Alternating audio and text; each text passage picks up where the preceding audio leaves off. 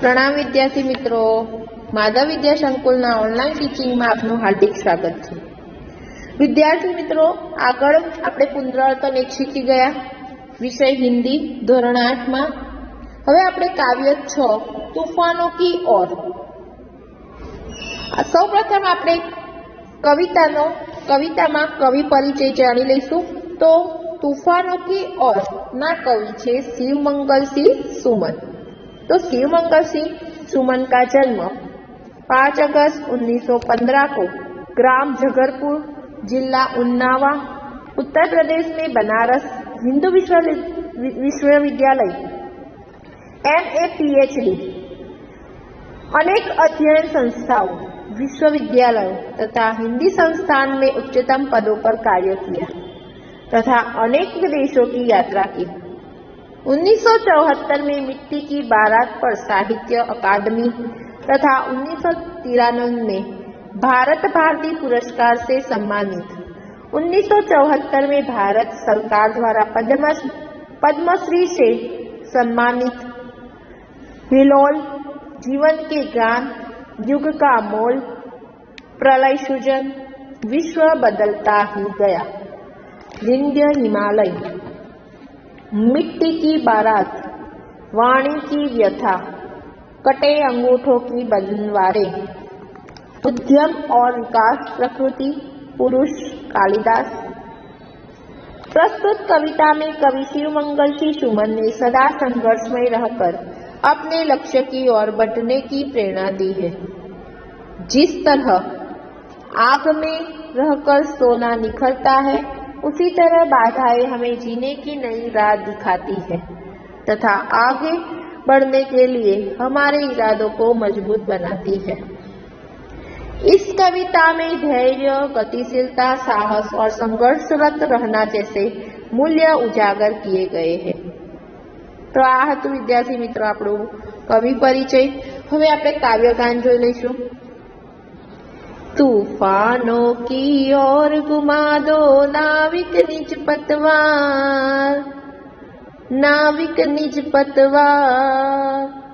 आज सिंधु ने विष उगला है, लहरों का यौवन मचला है। आज हृदय में और सिंधु में साथ उठा है ज्वार।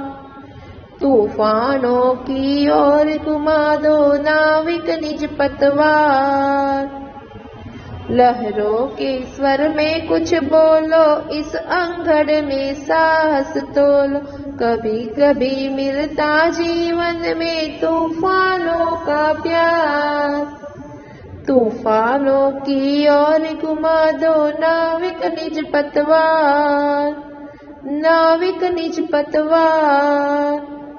यह असीम निज सीमा जाने, इस सागर भी तो यह पहचाने। मिट्टी के पुतले मानव ने कभी न मानी हार। तूफानों की ओर घुमा दो नाविक निज पतवार। सागर भी अपनी क्षमता है, पर माझी भी कब थकता है। जब तक सांसों में स्पंदन है, उसका हाथ नहीं रुकता। इसके ही बल पर कर डाले सातों सागर पार। तूफानों की ओर घुमा दो नाविक निज पतवार, नाविक निज पतवार।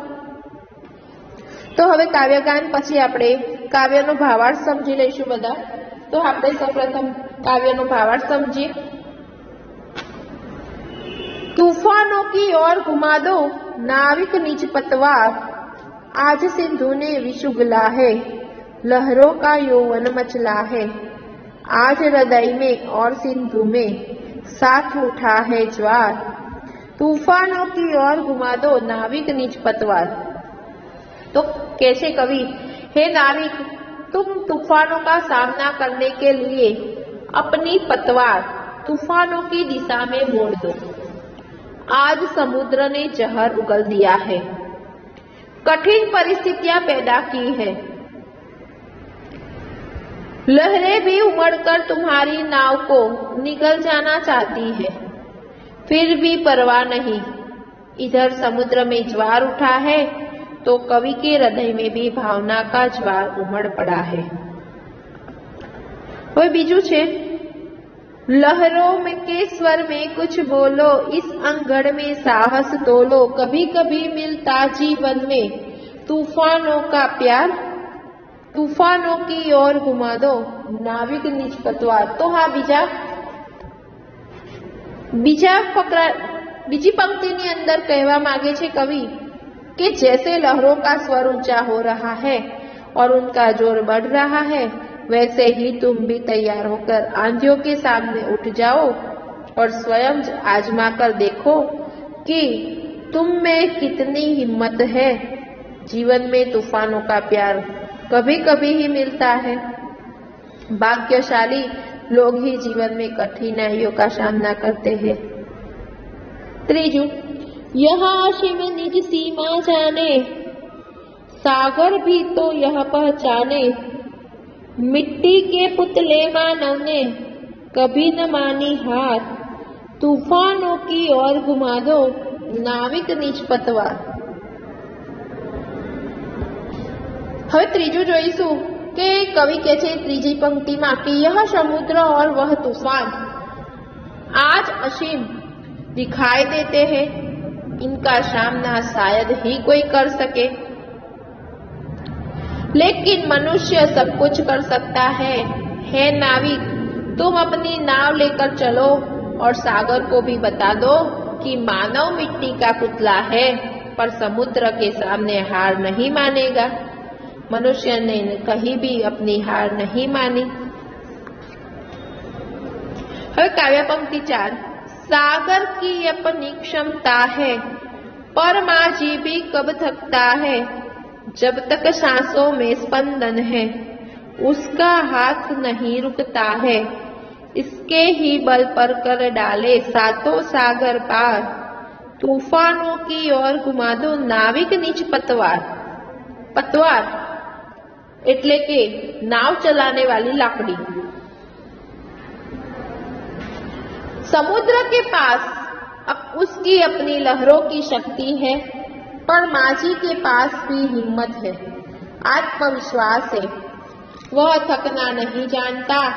जब तक नाविक की सांसें चल रही है तब तक वह अपनी नाव आगे बढ़ाता ही जाएगा। हे नाविक, तुम अपने हिम्मत और ताकत से सहारे 7 समुद्र पार कर डाले, अपनी नाव के साथ इसी प्रकार आगे बढ़ते रहो। हे नाविक, तुम अपनी पतवार तूफानों की ओर घुमा दो। तो आ आपणी काव्य पंक्ति અને કાવ્યનો ભાવાર્થ હતો। હવે આમાં કાવ્યની અંદર આવતા થોડા શબ્દાર્થ જોઈ લઈએ આપણે। નાવિક એટલે કે नाव चलाने वाला मल्हा माझी, निज अपनी, पतवार नाव चलाने वाली लकड़ी या चप्पू, सिंधु यानी समुद्र, ज्वार समुद्र में पानी का बढ़ना, तूफान, अंगड़ आंधी, असीम तो सीमाहीन, क्षमता यानी शक्ति, सामर्थ्य, माझी तो नाविक, स्पंदन चेतना, धड़कन, बल पर सहारे। तो आ काव्यना शब्दार्थ था। હવે આપણે નેક્સ્ટ લેક્ચરની અંદર અભ્યાસ અને સ્વાધ્યાય સમજીશું। આ પાઠની અંદર ફક્ત આટલું જ। અસ્તુ, પ્રણામ।